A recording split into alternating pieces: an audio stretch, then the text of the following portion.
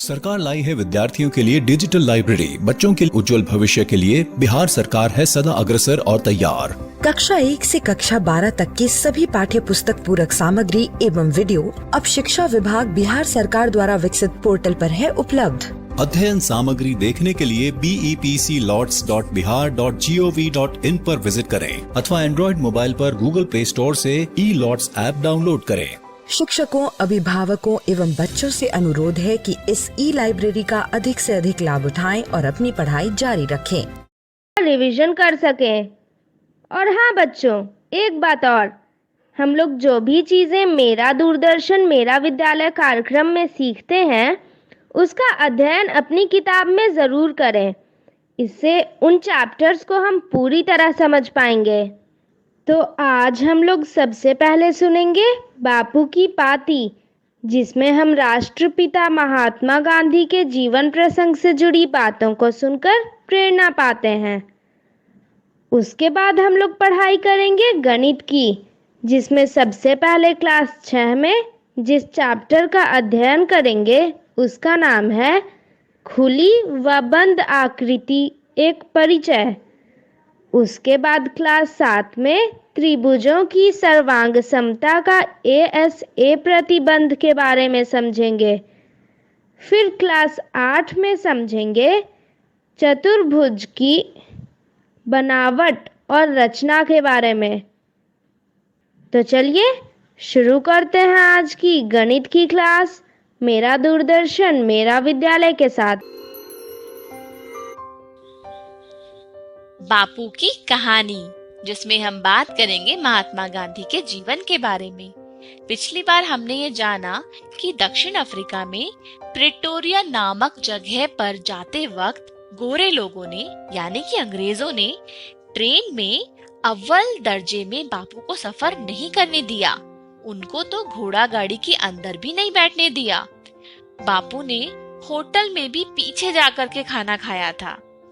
बापू यह सब काले गोरे का भेद एक अन्याय की तरह मानते थे। प्रिटोरिया में मोहनदास का परिचय जाने माने हिंदुस्तानी व्यापारियों से होने लगा था। उन्होंने सभी भारतीय लोगों से मिलने की इच्छा जाहिर की। एक व्यापारी के घर हिंदुस्तानियों की सभा बुलाई गई। कई लोग आए। मोहनदास ने पहली बार ठीक से भाषण दिया, जिसके बाद बहुत से लोगों से बातचीत हुई। इस सभा में यह तय हुआ कि कुछ अनपढ़ लोग मोहनदास से अंग्रेजी सीखेंगे। ये कक्षाएं 8 महीने चली। मोहनदास का जीवन सामाजिक बनने लगा। दादा अब्दुल्ला के जिस मुकदमे में मदद देने वे आए थे वो भी चल रहा था। अनुभवी वकीलों के साथ काम करने से मोहनदास को वकालत समझ आने लगी। दोनों पक्षों में रिश्तेदारी थी। मोहनदास ने उन्हें समझाया कि अदालत में मामला चलता रहा तो जीतने वाले को भी बहुत लाभ नहीं होगा। उन्होंने सुझाया कि दोनों पक्ष अपने भरोसे के लोगों को पंच बना ले और फिर उनका किया समझौता मान ले। पंचों ने फैसला दादा अब्दुल्ला के पक्ष में किया, लेकिन मोहनदास ने उन्हें मनाया कि वे अपने रिश्तेदार को खूब सारा समय दें नुकसान की भरपाई के लिए, ताकि उसके व्यापार का दिवाला न निकल जाए। और फिर इस समझौते से दोनों पक्षों को सम्मान मिला। रिश्तेदारों में आपसी प्यार लौट आया। काम पूरा हो गया था। अब मोहनदास को स्वदेश लौटना था। दादा अब्दुल्ला अब उन्हें बहुत चाहने लगे थे। उन्होंने मोहनदास के सम्मान में एक सामूहिक भोज रखा। उस समय दक्षिण अफ्रीका में हिंदुस्तानियों के खिलाफ एक नया कानून आने वाला था। कुछ लोगों ने अब्दुल्ला सेठ से कहा कि आप गांधी भाई को रोक लीजिए, वो जैसे कहेंगे हम वैसे इस कानून से लड़ेंगे। और फिर देखते ही देखते भोजन सभा एकदम से आंदोलन के कार्यालय में बदल गई। गांधी भाई 1 महीने ही नहीं 1 साल के लिए नेटाल राज्य में रुक गए। उन्हें 20 व्यापारियों ने मिलकर पेशगी रकम दी और अपना वकील नियुक्त किया। भारतीय राष्ट्रीय कांग्रेस की तर्ज पर मोहनदास ने नेटाल इंडियन कांग्रेस का गठन सन 1894 में किया। हिंदुस्तानियों को कई जुल्म सहने पड़ते थे। रात को बिना पहचान पत्र वो बाहर नहीं निकल सकते थे और चुनाव में भी ज्यादातर भारतीय वोट नहीं डाल सकते थे। पर सबसे बुरे हाल तो अनपढ़ मजदूरों के थे। उनके गोरे मालिक उन्हें गुलामों की तरह रखते थे, जब चाहे पीट देते थे और उन पर नए कर भी लगाए जाते थे। ये मजदूर सन 1860 के बाद तमिलनाडु, आंध्रा और बिहार जैसे राज्यों से गन्ने की खेती के लिए आए थे। इनसे अग्रीमेंट यानी इकरारनामा होता था, इसीलिए ये गिरमिटिया कहलाने लगे। गांधी भाई का नाम सुनकर बाला सुंदरम नाम का एक मजदूर मोहनदास से मदद मांगने के लिए आ गया। उसके गोरे मालिक ने उसे बुरी तरह पीट दिया था और उसके 2 दांत तोड़ दिए थे।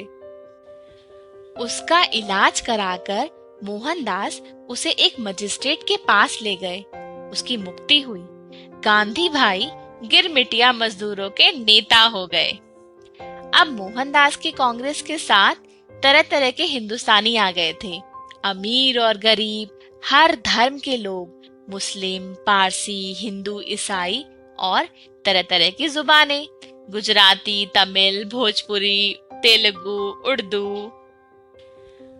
और अंग्रेजी भी। क्योंकि अब मोहनदास की दोस्ती कुछ गोरों के साथ भी होने लगी थी। उनका सौम्य और संकोची व्यवहार लोगों का मन जीत लेता था। आज के लिए इतना ही। अगली बार हम देखेंगे कि गांधी जी ने दक्षिण अफ्रीका में अन्याय के खिलाफ और कौन-कौन से काम किए। खुली व बंद आकृति। वो देखो, टूटता तारा।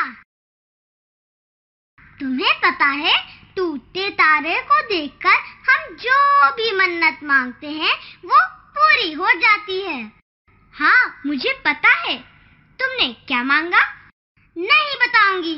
बताने से मन्नत पूरी नहीं होती। तुम किस सोच में डूबे हो?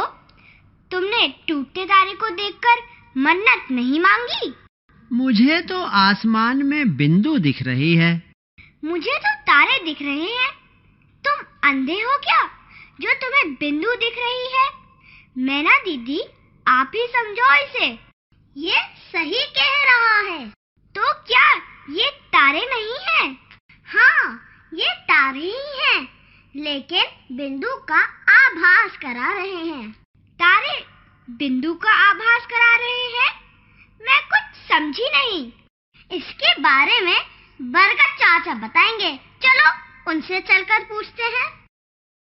बरगद चाचा, तोता ये कह रहा है कि उसे तारे बिंदु लग रहे हैं। हाँ, तोता सही कह रहा है। तारे बिंदु का आभास कराते हैं। कैसे? आपने इन तारों को बिंदु क्यों कहा? एक सूक्ष्म से सूक्ष्म चीज जिसमें ना लंबाई, ना चौड़ाई और ना ही मोटाई हो, बिंदु कहलाती है। तभी तोते ने इन तारों को बिंदु कहा था। हाँ, ये बताओ कि बिंदु का आभास और कौन-कौन सी चीजें कराती हैं? पत्ते का ये नुकीला भाग बिंदु का आभास कराता है। अब तुम ये बताओ कि 2 बिंदुओं को मिलाने पर कौन सी आकृति बनेगी? 2 बिंदुओं को मिलाने वाली सरल और सबसे छोटी दूरी को रेखाखंड कहते हैं। बरगद चाचा, ये बताओ कि रेखाखंड क्या है? रेखाखंड रेखा का एक टुकड़ा है। रेखाखंड को मापा जा सकता है, लेकिन रेखा को नहीं। रेखा अपने दोनों छोरों से अनंत तक लंबी होती है। उसके बीच हम 2 बिंदु अंकित कर एक टुकड़ा प्राप्त करते हैं, जिसे रेखाखंड कहते हैं।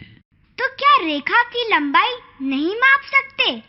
नहीं, रेखा अनंत तक लंबी होती है।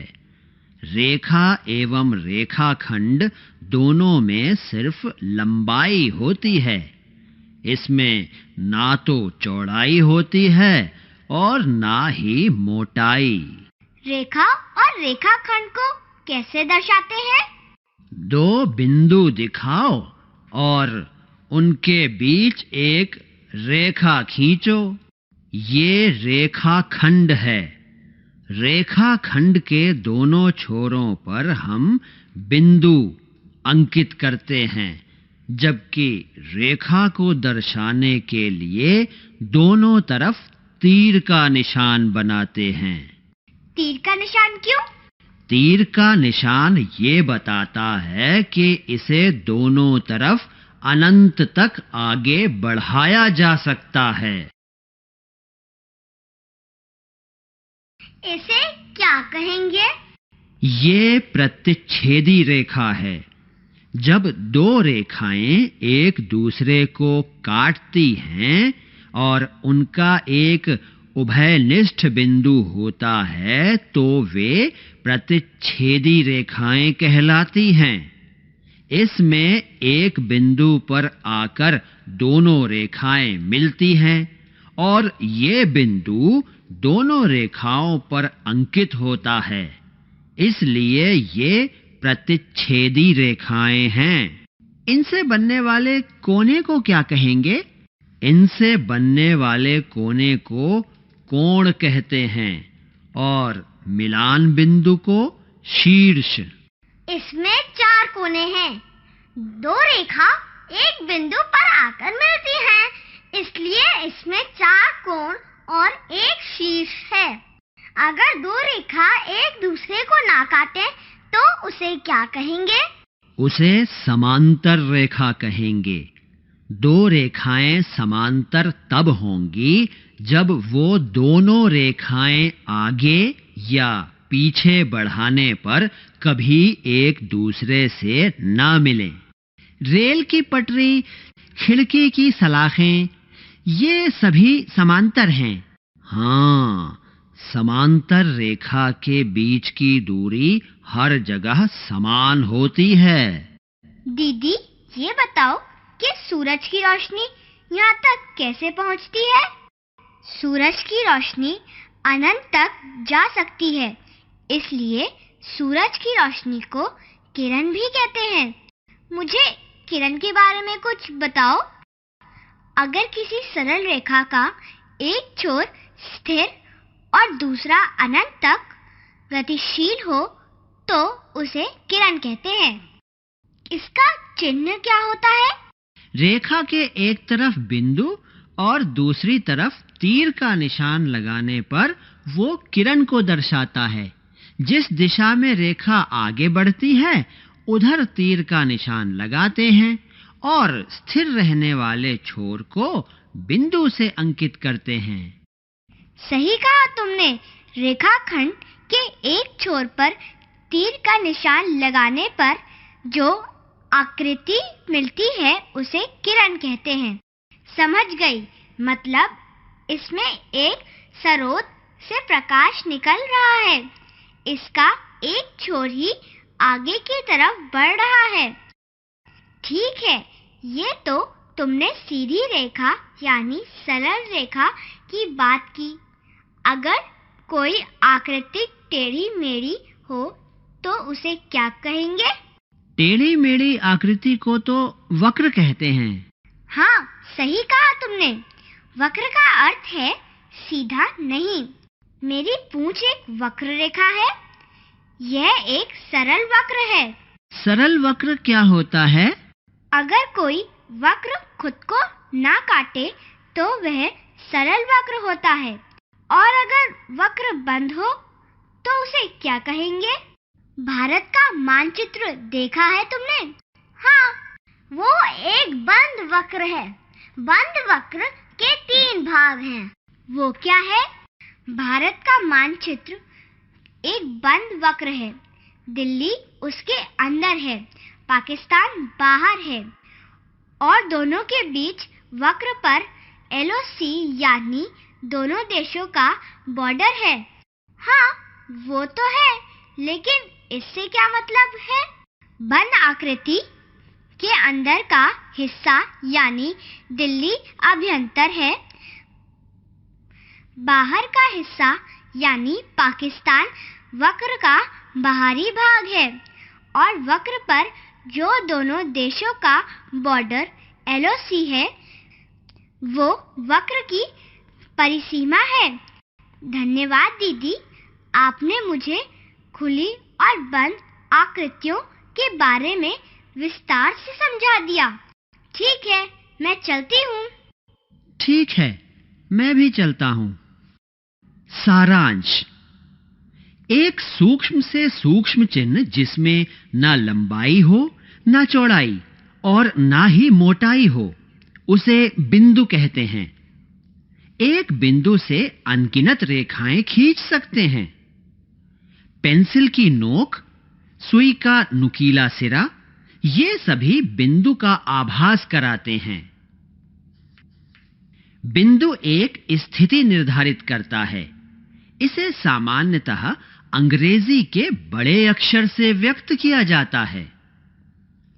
दो बिंदुओं को जोड़ने वाला सबसे छोटा रास्ता एक रेखाखंड दर्शाता है। बिंदु A और B को मिलाने वाले रेखाखंड को AB से दर्शाते हैं। AB और BA दोनों एक ही रेखाखंड को दर्शाते हैं। जब एक रेखाखंड जैसे AB को दोनों तरफ बिना किसी अंत के विस्तृत किया जाता है तो हमें एक रेखा प्राप्त होती है। इसे AB से व्यक्त किया जाता है। दो विभिन्न रेखाएं जब एक दूसरे को एक बिंदु पर मिलाती या काटती हैं तो वे प्रतिच्छेदी रेखाएं कहलाती हैं। दो रेखाएं जब एक दूसरे को प्रतिच्छेद नहीं करती अर्थात नहीं काटती हैं तो वे समांतर रेखाएं कहलाती हैं। प्रश्न और उत्तर। दैनिक जीवन में दिखने वाली 3 चीजों के नाम बताओ जो बिंदु का अभ्यास कराती हैं। उत्तर: तारे, पेंसिल का नुकीला सिरा, सुई की नोक। एक बिंदु से कितनी रेखाएं खींची जा सकती हैं? उत्तर: अनगिनत। दो बिंदुओं को मिलाने वाली सरल रेखा क्या कहलाती है?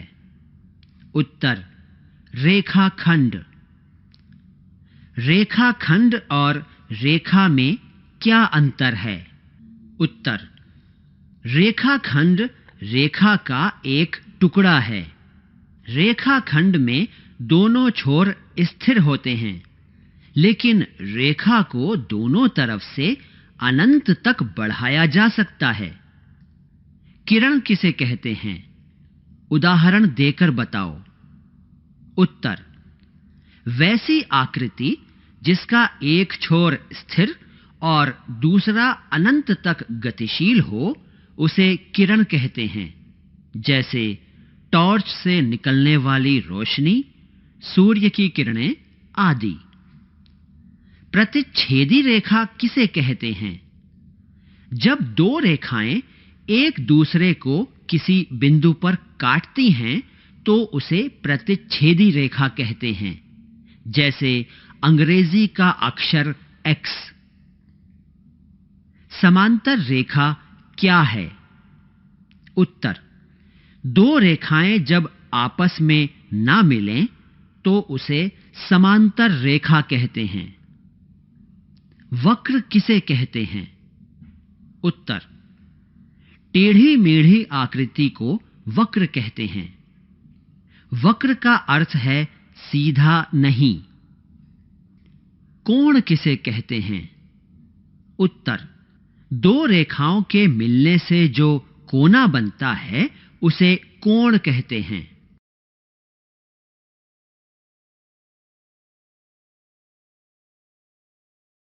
दोबारा प्रयास करें। दोबारा प्रयास करें। बहुत अच्छे, बहुत अच्छे।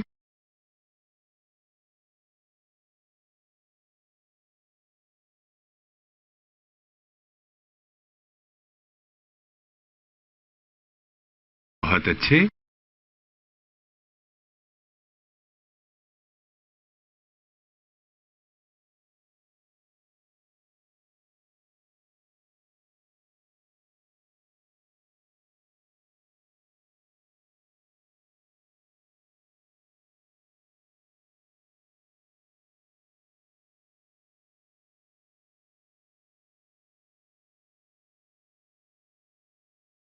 बहुत अच्छे। दोबारा प्रयास करें। बहुत अच्छे, बहुत अच्छे। शाबाश।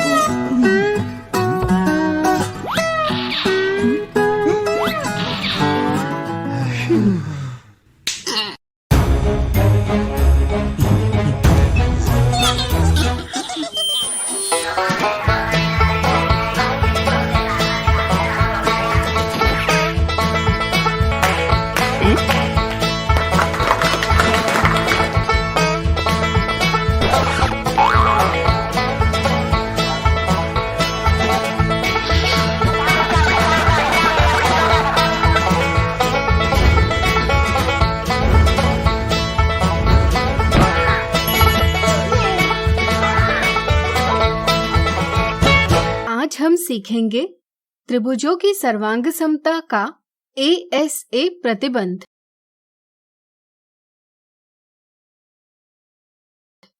आपको याद ही होगा कि जब एक आकृति को दूसरी आकृति पर रखने से वे एक दूसरे को पूरी तरह ढक लेती है, तब दोनों का आकार एवं माप बराबर होते हैं और हम कहते हैं कि दोनों आकृतियां सर्वांग सम यानी कॉन्ग्रुएंट है।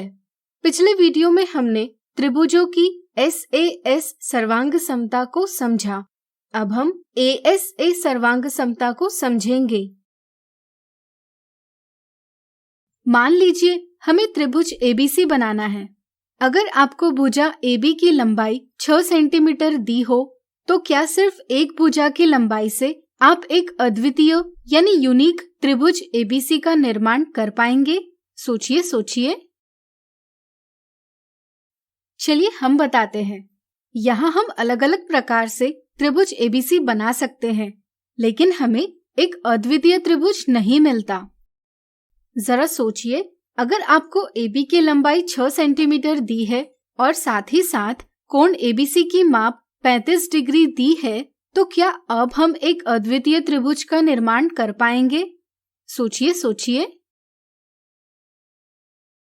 चलिए हम बताते हैं। इस स्थिति में भी त्रिभुज ABC को अलग अलग प्रकार से बनाया जा सकता है, यानी कि हमें एक अद्वितीय त्रिभुज प्राप्त नहीं होगा। अब अगर हमें दो कोणों का माप और उनके अंतर्गत भुजा का माप ज्ञात हो, तो हम एक अद्वितीय त्रिभुज जरूर बना सकते हैं। जैसे मान लीजिए हमें कोण A बराबर 35 डिग्री और कोण B बराबर 75 डिग्री और AB बराबर 6 सेंटीमीटर दिया है, तो हम आसानी से अद्वितीय त्रिभुज ABC बना सकते हैं। इस स्थिति में हम पहले 6 सेंटीमीटर लंबाई वाला रेखाखंड AB खींचेंगे।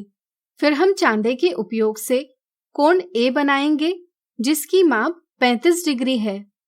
फिर हम चांदे के उपयोग से कोण B बनाएंगे जिसकी माप 75 डिग्री है। इससे हमें बिंदु C प्राप्त होगा और साथ ही साथ त्रिभुज ABC भी प्राप्त होगा। चाहे हम कितनी भी बार दिए मापों से त्रिभुज ABC बनाएंगे, तो हर स्थिति में हमें सर्वांग सम त्रिभुज प्राप्त होंगे। इस समझ के साथ हम त्रिभुजों की सर्वांग समता के जांच का एक और नियम बना सकते हैं। वह इस प्रकार है। यदि एक सुमेलन में पहले त्रिभुज के दो कोण और उनकी अंतर्गत भुजा दूसरे त्रिभुज के दो संगत कोणों और अंतर्गत भुजा के बराबर हो, तो वे दोनों त्रिभुज सर्वांग सम होते हैं। सर्वांग समता के इस प्रतिबंध को कोण भुजा कोण सर्वांग समता यानी कि एंगल साइड एंगल सर्वांग समता कहा जाता है, जिसे संक्षेप में ASA सर्वांग समता कहते हैं।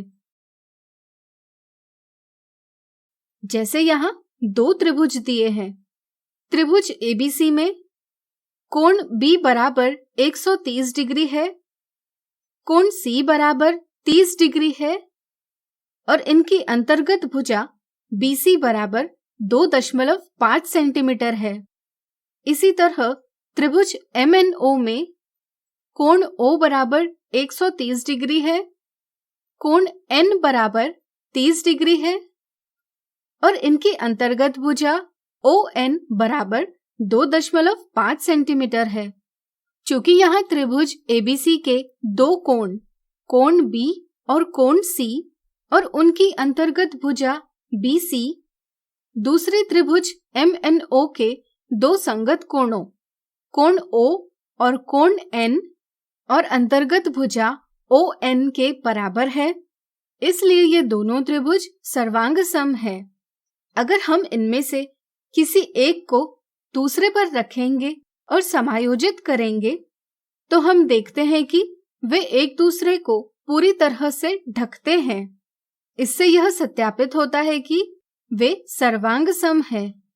यहाँ हम इस प्रकार से सुमेलन दर्शा सकते हैं। B सुमेलन है O से, C सुमेलन है N से, A सुमेलन है M से। इस तरह से सर्वांग समता का संबंध हम त्रिभुज BCA त्रिभुज ONM से सर्वांग सम है इस प्रकार दर्शा सकते हैं। क्या सर्वांग समता का संबंध सिर्फ इस एक प्रकार से दर्शाया जा सकता है? सोचिए सोचिए। नहीं, हम अलग अलग प्रकार से दर्शा सकते हैं, लेकिन यह संबंध दर्शाते समय सुमेलन का ध्यान रखना जरूरी है। अब इन दो त्रिभुजों को देखिए। त्रिभुज ABC में कोण B बराबर 130 डिग्री है, कोण C बराबर 30 डिग्री है और इनकी अंतर्गत भुजा BC बराबर 2.5 सेंटीमीटर है। इसी तरह त्रिभुज PQR में कोण Q बराबर 135 डिग्री, कोण R बराबर 30 डिग्री है और QR बराबर 2.5 सेंटीमीटर है। क्या हम कह सकते हैं कि दोनों त्रिभुज सर्वांग सम है? सोचिए सोचिए। बिल्कुल सही। हम इन्हें सर्वांग सम नहीं कह सकते, क्योंकि यहाँ कोण C बराबर कोण R है, भुजा BC बराबर भुजा QR भी है, लेकिन कोण B बराबर कोण Q नहीं है। यानी कि यहाँ ASA सर्वांग समता का प्रयोग नहीं किया जा सकता। इसलिए यहाँ दोनों त्रिभुज सर्वांग सम नहीं हैं। अगर हम इनमें से किसी एक को दूसरे पर रखेंगे, तो किसी भी प्रकार से समायोजित करने पर वे एक दूसरे को पूरी तरह से नहीं ढक पाएंगे। इससे यह सत्यापित होता है कि वे सर्वांग सम नहीं हैं। अब आपको ASA सर्वांग समता की समझ बन गई होगी। तो आज हमने सीखा त्रिभुजों की सर्वांग समता का ASA प्रतिबंध। आज हम देखेंगे त्रिभुजों की सर्वांग समता के ASA प्रतिबंध से जुड़े कुछ उदाहरण।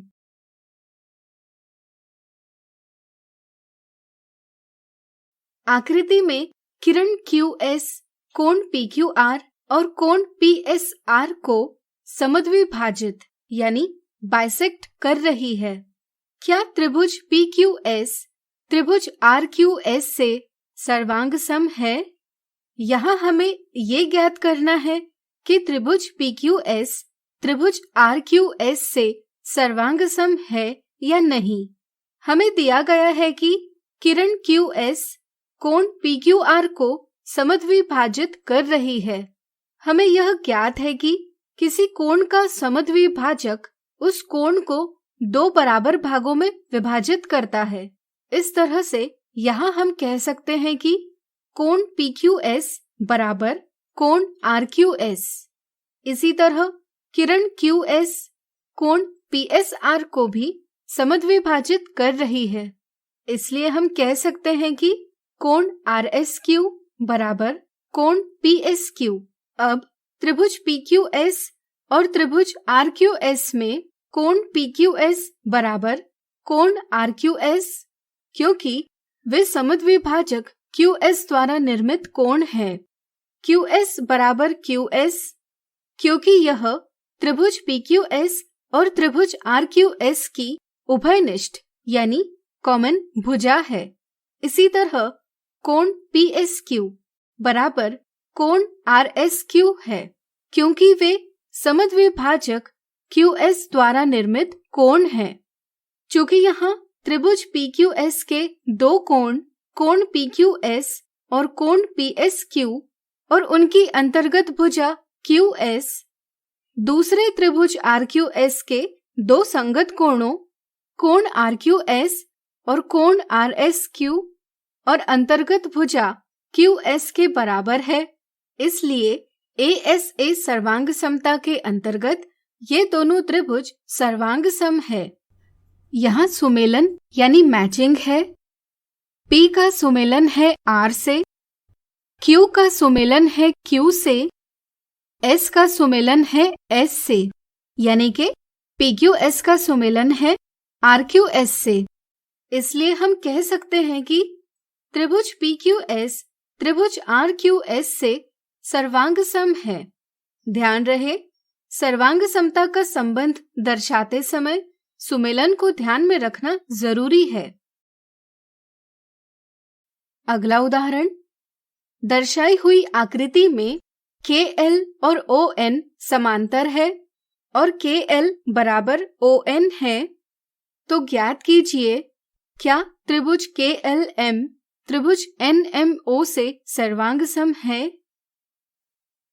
हमें दिया गया है कि KL और ON समांतर है और KL बराबर ON।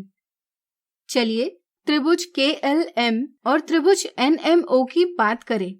हम देखते हैं कि रेखाखंड KL रेखाखंड ON के समांतर यानी पैरेलल है और यहाँ हम OL को इन दोनों की तिर्यक छेदी रेखा मान सकते हैं।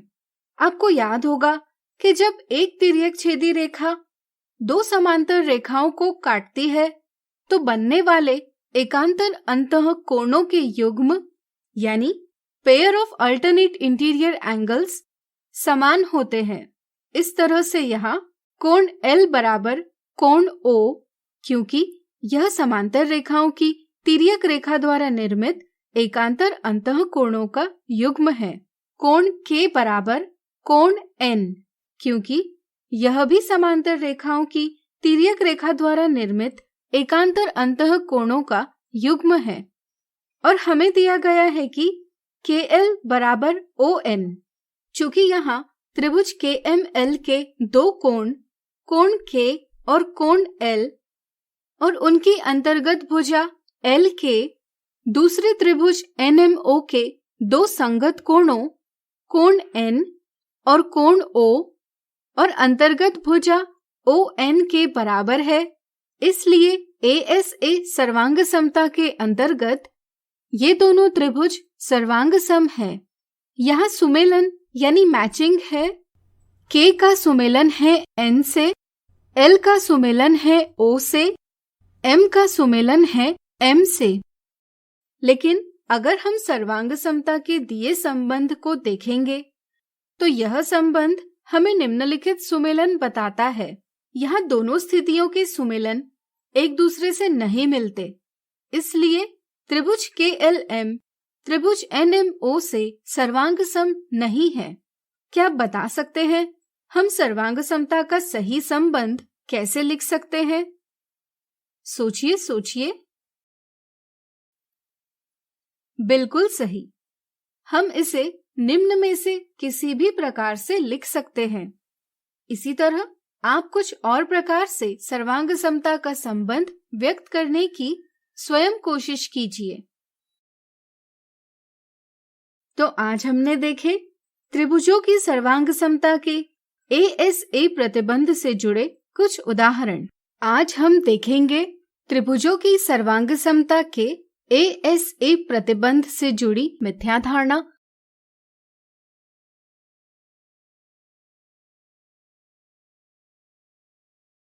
मिथ्या धारणा 1, दर्शाई गई आकृति में रेखाखंड LO और रेखाखंड KN बिंदु M पर प्रतिच्छेद यानी इंटरसेक्ट करते हैं। क्या त्रिभुज KLM और त्रिभुज NOM ASA सर्वांग समता के अंतर्गत सर्वांग सम है? ज्ञात कीजिए।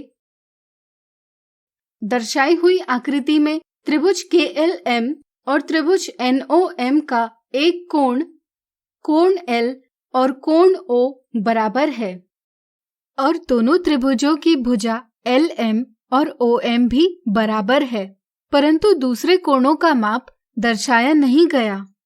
इसलिए कुछ बच्चों को लगता है कि दोनों त्रिभुज KLM और त्रिभुज NOM ASA सर्वांग समता के अंतर्गत सर्वांग सम नहीं है, लेकिन यह एक गलत समझ है।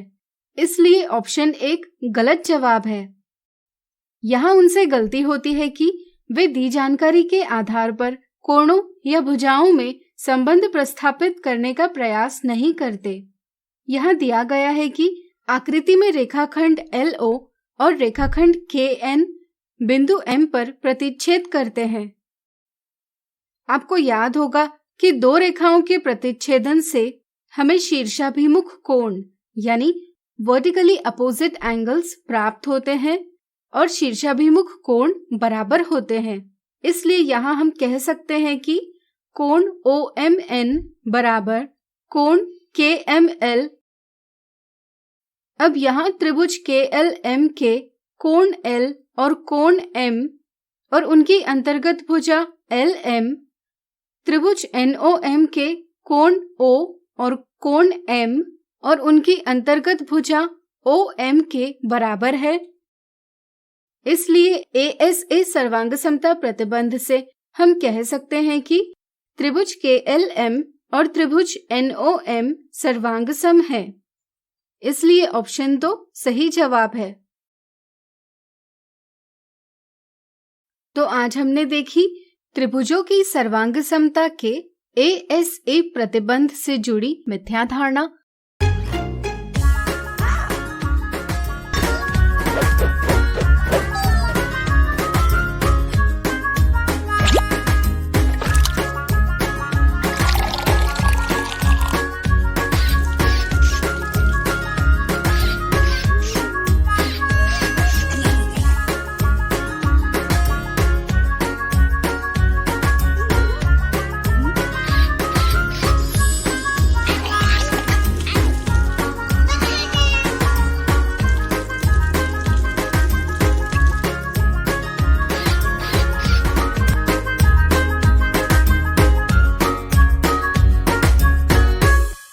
चतुर्भुज की बनावट और रचना। खेत में इस बार कौन सी फसल लगाओगे? इस बार मैं फसल नहीं लगाऊंगा। फिर क्या लगाने वाले हो इस बार? फसल लगाने के बाद काफी इंतजार करना पड़ता है, इसलिए मैं सोच रहा हूँ कि इस बार सब्जियां लगाऊं। इसके लिए तो क्यारियां बनानी पड़ेंगी। हाँ, मुझे पता है। मैं इसमें चकोर क्यारियां बनाऊंगा। चकोर क्यारियां मतलब? चकोर का मतलब ऐसा बहुभुज जिसकी 4 भुजाएं हों। इसे चतुर्भुज कहते हैं। जैसे आयत और वर्ग? बिल्कुल ठीक कहा तुमने। लेकिन सिर्फ आयत और वर्ग ही चतुर्भुज नहीं है, इसके अलावा भी चतुर्भुज के कई प्रकार हैं। चतुर्भुज के और कौन कौन से प्रकार हैं? आयत और वर्ग के अलावा सम, समानांतर और समलंब चतुर्भुज भी होते हैं। इसकी बनावट कैसी होती है? आयत चार भुजाओं से घिरी वो आकृति है जिसकी सम्मुख भुजाएं बराबर होती हैं और चारों कोण 90 डिग्री के होते हैं। इसकी रचना कैसे करेंगे? ज्यामिति बॉक्स के दो 30 degree, 60 degree, 90 degree set square को इस तरह रखने पर आयत की आकृति प्राप्त होती है। हम 4 सेंटीमीटर लंबी और 2 सेंटीमीटर चौड़ी आयताकार क्यारी कैसे बनाएंगे? इसके लिए हम पहले 4 सेंटीमीटर लंबाई का एक रेखाखंड खींचेंगे। चंद से रेखाखंड के दोनों छोर ए और बी पर 90 डिग्री का कोण बनाएंगे। इसमें हमें ए और बी पर लंब प्राप्त होगा। आयत की चौड़ाई के बराबर दूरी प्रकार से पैमाने पर मापकर दोनों लंब रेखा पर काटें। लंब रेखा के कटान बिंदु सी और डी को मिलाने से हमें आयत ए बी सी डी मिलता है। 5 सेंटीमीटर भुजा की वर्गाकार क्यारी कैसे बनाएंगे? इसके लिए भी आयत की रचना की विधि का प्रयोग करेंगे। वर्ग भी समान लंबाई चौड़ाई का आयत है, यानी इसकी लंबाई और चौड़ाई 5 सेंटीमीटर है। बिल्कुल ठीक। पहले 5 सेंटीमीटर का एक रेखाखंड ए बी खींचें। चांद से ए और बी दोनों छोर पर 90 डिग्री का कोण बनाओ।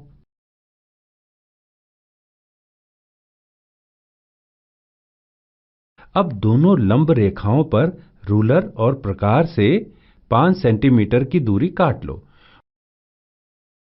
और कटान बिंदु सी और डी को मिलाओ। ए बी सी डी एक वर्ग है जिसकी हर भुजा की लंबाई 5 सेंटीमीटर है। अब ये बताओ, समानांतर चतुर्भुज क्या है? समानांतर चतुर्भुज की आमने सामने की भुजा बराबर और समानांतर होती है। आयत और वर्ग की भी आमने सामने की भुजा बराबर और समानांतर है। हाँ, आयत और वर्ग भी एक प्रकार का समानांतर चतुर्भुज है, लेकिन आयत और वर्ग के सभी कोण 90 डिग्री के होते हैं, जबकि समानांतर चतुर्भुज के लिए ये जरूरी नहीं है। 2 सेट स्क्वायर को इस प्रकार रखें। ये एक समानांतर चतुर्भुज है। इसके सम्मुख कोण और भुजा बराबर है। समचतुर्भुज की रचना कैसे करेंगे? 4 सेट स्क्वायर को इस तरह रखें। यहां ए बी सी डी एक समचतुर्भुज है। इसकी सभी भुजाएं बराबर होती हैं। इनके विकर्ण ए सी और बी डी एक दूसरे को ओ पर प्रतिच्छेद करते हैं। ए ओ बराबर ओ सी और बी ओ बराबर ओ डी है। समचतुर्भुज के कौन कौन से गुण हैं? समचतुर्भुज की चारों भुजाएं और सम्मुख कोण बराबर होते हैं। इनकी सम्मुख भुजाएं समानांतर भी होती हैं। इसके अलावा इनके विकर्ण एक दूसरे पर लंब होती हैं और बराबर भागों में विभाजित करती हैं। समलंब चतुर्भुज की रचना कैसे करते हैं? 3 सेट स्क्वायर की मदद से हम समलंब चतुर्भुज की रचना कर सकते हैं। ये एक समलंब चतुर्भुज है।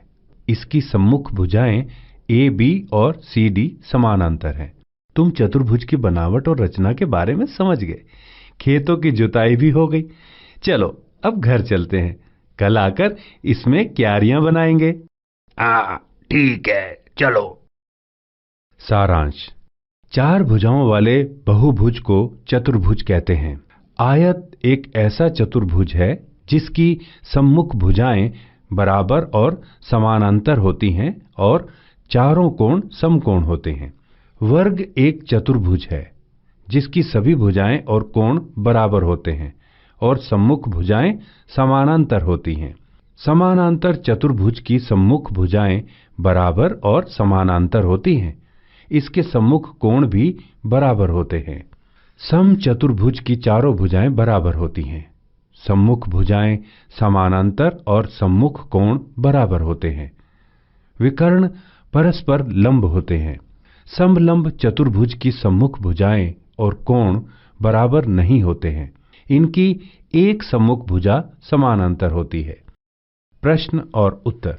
प्रश्न, ए बी बराबर 5 सेंटीमीटर, कोण ए बराबर 90 डिग्री, ए डी बराबर 6 सेंटीमीटर, कोण बी बराबर 60 डिग्री, बी सी बराबर 4 सेंटीमीटर, चतुर्भुज ए बी सी डी की रचना करें। 5 सेंटीमीटर लंबा रेखाखंड ए बी खींचें। बिंदु ए पर 90 डिग्री और बी पर 60 डिग्री का कोण बनाएं। ए से 6 सेंटीमीटर की दूरी लंब रेखा पर काटें और बी से 60 डिग्री के कोण वाली रेखा पर 4 सेंटीमीटर की दूरी काटें। दोनों कटान बिंदु डी और सी को मिलाएं। इस प्रकार चतुर्भुज ए बी सी डी मिलता है। प्रश्न, एक समचतुर्भुज की रचना करें जिसके एक विकर्ण की लंबाई 7 सेंटीमीटर और भुजा की लंबाई 5 सेंटीमीटर हो। उत्तर, विकर्ण की लंबाई का रेखाखंड ए सी खींचें। ए सी का लंब समद्विभाजक खींचें। ए से आधे से ज्यादा दूरी का आर्क ऊपर और नीचे खींचें और समान दूरी का आर्क सी से ऊपर और नीचे दोनों आर्क के कटान बिंदु को मिलाएं। अब ए से 5 सेंटीमीटर की दूरी रूलर पर मापकर कटान बिंदु से लंब समद्विभाजक पर काटें और कटान बिंदु को ए और सी से मिलाएं।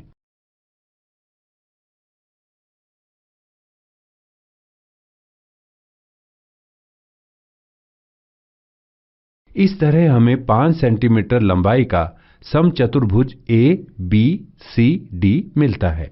प्रश्न, आयत एक विशेष प्रकार का समानांतर चतुर्भुज है, कैसे? उत्तर, ए बी सी डी एक आयत है। ए बी बराबर सी डी और बी सी बराबर ए डी। ए बी समानांतर सी डी और बी सी समानांतर ए डी।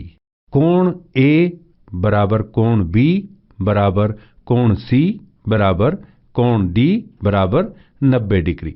आयत ए बी सी डी में सम्मुख भुजा ए बी डी सी और ए डी बी सी बराबर और समानांतर हैं। इसके सम्मुख कोण ए सी और बी डी भी बराबर हैं। इसलिए आयत ए बी सी डी एक समानांतर चतुर्भुज है। प्रश्न, वर्ग एक विशेष प्रकार का समचतुर्भुज है, कैसे?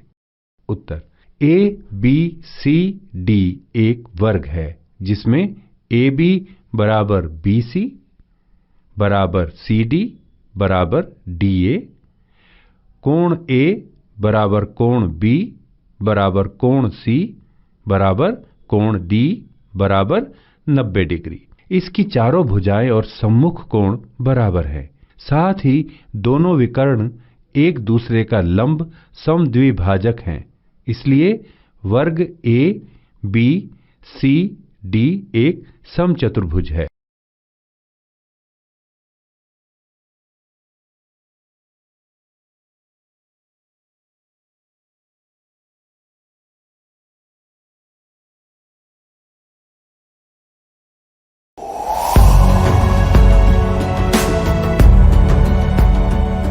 छठी से 10वीं कक्षा के विद्यार्थी ध्यान से सुने। खास आपके लिए हैं इंस्पायर अवार्ड्स मानक। DST और NIF द्वारा हर साल हो रहे इंस्पायर अवार्ड्स मानक के पहले राष्ट्रीय पुरस्कार विजेता हैं। विजेता आप भी हो सकते हैं। इसलिए किसी भी क्षेत्र में साइंस और टेक्नोलॉजी पर आधारित अपने इनोवेटिव आइडियाज के साथ तैयार हो जाइए। जानते हैं ना, आप में से 1 लाख स्टूडेंट्स को 10-10 हजार रुपए मिलेंगे अपने आइडियाज को प्रोटोटाइप बनाने के लिए। उसके बाद दुनिया सराहेगी आपका हुनर जब पहुंचेगा आपका आइडिया लोगों तक प्रोडक्ट के रूप में। तो अपने ओरिजिनल इनोवेटिव आइडियाज को स्कूल में जमा करें। बेस्ट आइडियाज आगे बढ़ाए जाएंगे ऑफिशियल वेबसाइट पर, और हाँ, जल्दी आज ही जमा करें। So good luck with inspire awards मानक।